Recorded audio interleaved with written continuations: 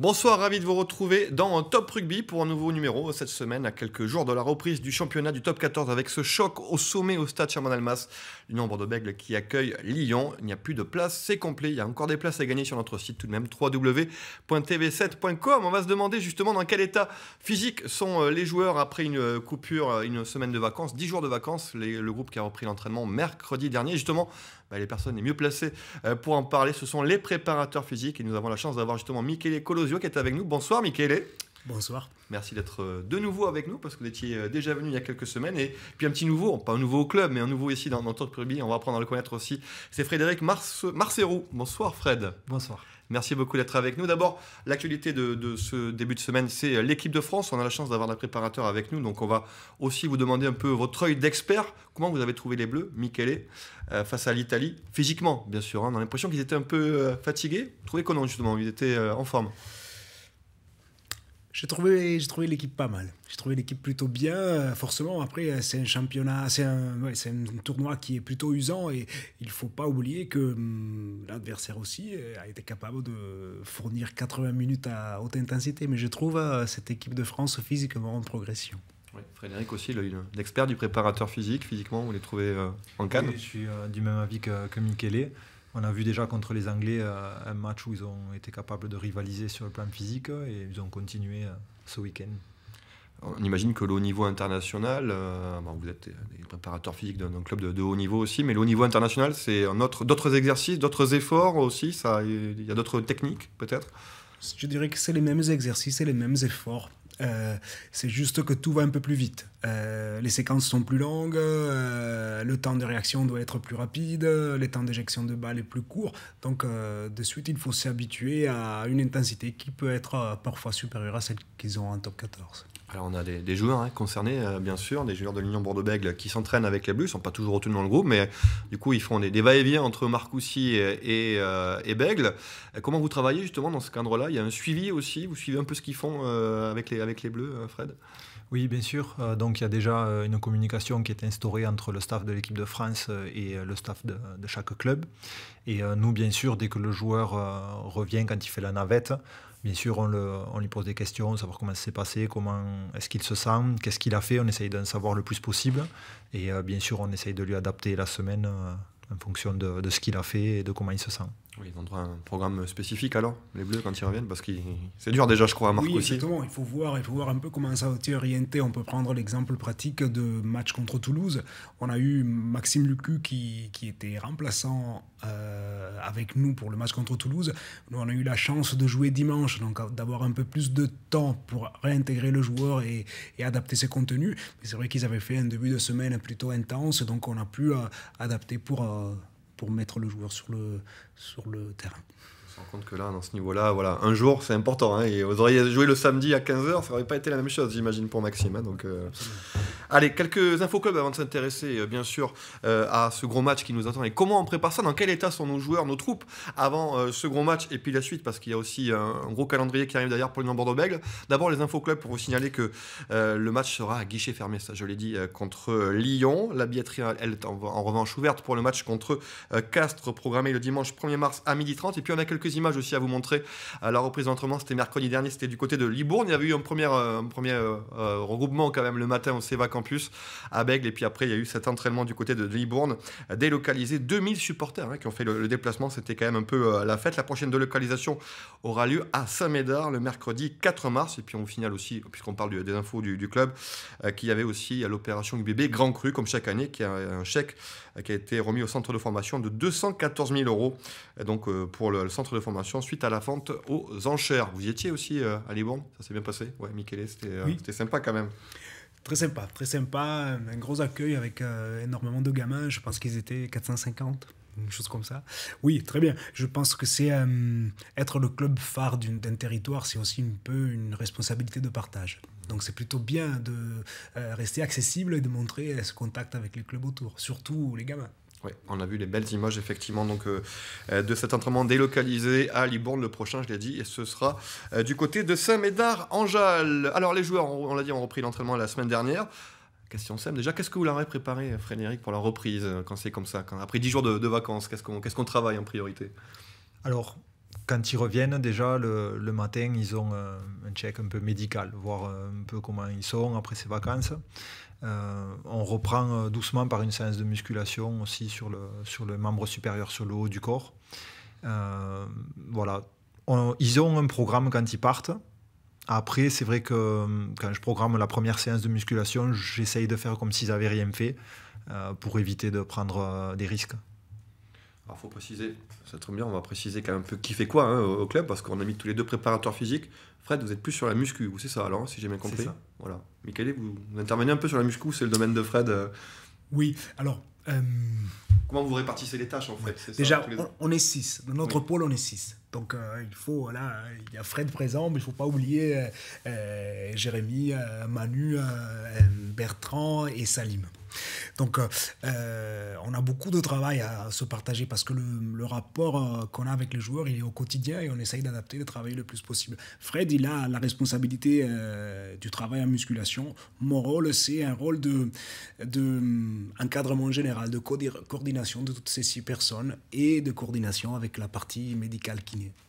Donc, bien sûr, j'interviens sur la partie muscu. On a appris à se connaître, mais c'est lui le responsable de ce secteur. Pour bien comprendre comment ça fonctionne, on l'a dit, le staff, il y a du monde autour. Alors, quel est l'état de fraîcheur du groupe? Vous les avez trouvés comment à la reprise alors? Fred? Certains étaient très très bien, très contents. Non. Non, c'est sûr que les vacances, ça fait toujours du bien à ce moment-là de la saison, physiquement, mais aussi et surtout mentalement. Parce qu'on a passé une période où on a eu 12 semaines avec des matchs, 12 semaines d'affilée. Et donc c'est sûr que ça faisait du bien à la fois aux joueurs et à la fois au staff de revenir. Et parce qu'on en parlait tout à l'heure hors antenne, quand même, Michele aussi. Vous avez démarré le 1er juillet.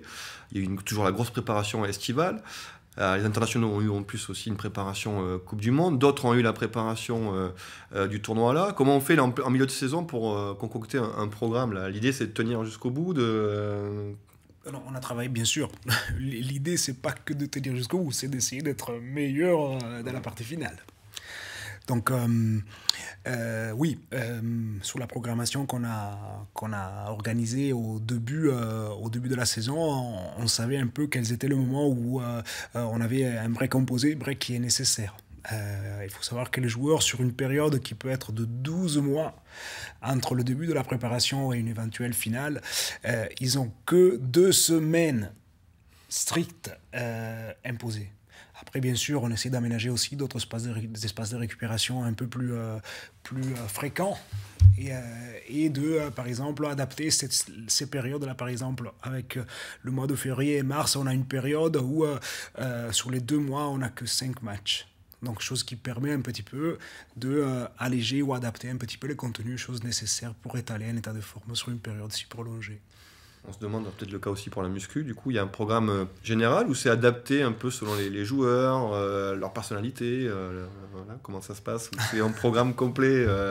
J'imagine qu'il y en a qui doivent préférer aller à la salle que d'autres, non? Oui, bien sûr. Comme pour tout, il y en a qui préfèrent courir, d'autres qui préfèrent pousser de la fonte. Ouais, on essaye d'individualiser en fonction de leurs besoins, surtout. On ne va pas trop faire une individualisation par rapport au poste, mais surtout par rapport à leurs besoins. Est-ce qu'ils ont besoin d'avoir un peu plus de force sur le haut du corps, sur le bas du corps, de gagner de la masse musculaire, perdre de la masse grasse, ou au contraire de travailler plutôt les qualités de puissance? Et donc là, on a des programmes différenciés. Oui. Alors Michele, vous, comment vous les trouvez là, à ce moment de la saison? C'est vrai qu'on a vu en tout cas les joueurs, les bébés, depuis le début de la saison, il n'y a pas eu vraiment de baisse de rythme, en tout cas sur le contenu des matchs. On a vu que, alors, il y a le turnover aussi qui rentre en jeu, le management vraiment du staff aussi, pour faire tourner les joueurs, sûrement, j'imagine, en travaillant avec vous en amont aussi. Mais c'est vrai qu'on n'a pas vu cette saison, en tout cas, de coups de mou physiquement. Si, Michele a dû les voir plus que nous, mais pour le grand public. Notre travail, c'est. J'en parlais déjà la première fois que j'étais venu. Notre travail, c'est celui d'essayer de programmer un maintien global sur la saison d'un état de forme. Donc on a une trame générale dans laquelle on essaye de développer des programmes individuels ou des adaptations ou des gestions de charges plus élevées et moins élevées, mais le but c'est d'essayer de maintenir le plus possible cette charge. Chose qui joue aussi à notre rôle, c'est justement, il y a de la concurrence, il y a du turnover, il y a une gestion du staff global qui est vraiment faite pour la santé et le bien-être du joueur. Donc on s'entraîne dur, mais dans un planning qui est quand même fait pour avoir le moins de blessures possible, anticiper les états de fatigue. Donc c'est une dynamique individuelle sur une trame très longue qu'on essaye de maintenir le plus possible. Avec un peu de ballon, quand même. C'est vrai que l'été, il n'y a pas trop de ballon. Mais là... Beaucoup. Mais le rugby est au cœur du système. C'est-à-dire que la préparation physique, entre guillemets, à l'ancienne, à sec, elle est faite dans une façon vraiment minoritaire. Parfois, par bloc. Je ne dis pas qu'elle n'est pas faite du tout. Mais disons que dans les méthodes modernes, on a des outils pour pouvoir le faire le plus possible avec le rugby. Chose qui fait gagner considérablement de temps. Alors est-ce que, comme les entraîneurs, vraiment les staffs techniques, vous, les préparateurs physiques, bien, vous êtes obligés aussi d'innover dans vos exercices, dans vos méthodes c'est un travail quotidien aussi. Enfin, voilà, vous êtes inspiré par d'autres sports. Comment vous travaillez là-dessus, vous, Frédéric ? Oui, moi j'aime bien m'inspirer d'autres sports, bien sûr. Lesquels alors, en priorité Alors, dans la salle de musculation, je m'inspire bien sûr de tout ce qui est force athlétique, haltérophilie, le strongman, le culturisme, tout ce qui a trait justement au fait de déplacer des charges additionnelles. Après, j'essaye de voir un peu qui sont les meilleurs entraîneurs au niveau international et de m'inspirer un peu de leur système d'entraînement. Et bien sûr, c'est important aussi d'essayer de changer parce qu'une saison, comme on disait tout à l'heure, elle est longue. Donc il faut qu'on essaye de pouvoir apporter de la nouveauté régulièrement par cycle afin que les joueurs sentent qu'il y a du changement et qu'ils ne font pas toujours les mêmes choses. Oui, la nouveauté, elle est pour vous, mais surtout pour les joueurs. C'est eux qui ont besoin aussi que ça change un peu. C'est ça aussi, finalement. Michele, vous, c'est pareil. C'est toujours une remise en question permanente. Absolument. On a un travail primordial de stimulation du joueur. Donc dans nos contenus, dans la façon dans laquelle on propose les contenus, c'est très important de les varier et aussi de montrer l'importance de chaque exercice et l'efficacité pour trouver de l'adhésion. Donc justement, on s'inspire de plein de disciplines, mais on a vraiment une responsabilité sur le fait d'être efficace, mais de créer de la variété parce que on parlait de beaucoup de temps, beaucoup de joueurs, beaucoup de cas individuels. Donc dans cette trame, on essaye de les stimuler le plus possible. Et alors vous, personnellement, dans quel sport vous allez piocher un peu des idées, un peu partout ? Un peu partout bien sûr. Moi j'ai une formation athlétique. Donc je viens vraiment un peu de l'athlétisme, donc y a plein de disciplines, il y a plein de méthodes qui sont utilisées dans les différentes disciplines athlétiques. Et après voilà, je me suis formé aussi justement haltérophilie. Et après on a une responsabilité aussi sur le fait de se tenir toujours à la page. Il y a toujours des nouvelles technologies, des nouvelles visions, des nouvelles méthodes. Donc avec l'expérience, on essaie de faire le tri entre ce qui est effet mode un peu chorégraphique et ce qui reste essentiel et efficace. Voilà, en tout cas, on en sait un peu plus sur les travailleurs de l'ombre, parce que c'est vrai qu'il y a tout un staff, vous n'êtes pas les seuls, bien sûr, à représenter la préparation physique et le médical aussi, et tout au long de la saison, on en profite aussi pour vous présenter toutes les personnes qui œuvrent justement pour le bon déroulé de l'UBB cette saison, et ça se passe plutôt bien, on touche du bois. Merci à tous les deux d'être venus dans cette émission, on se retrouvera lundi, on débriefera évidemment ce gros match qui nous attend à Chabannes-Almas, donc tant pis pour ceux qui n'ont pas de place, il faut aller se dépêcher, vous voyez qu'il y a du monde cette année à l'UBB, guichet fermé, je le rappelle, pour la venue de Lyon, ce samedi, un match d'ouverture de la 15e journée. Allez, l'UBB face au Loup, on en reparle nous lundi prochain dans Top Rugby.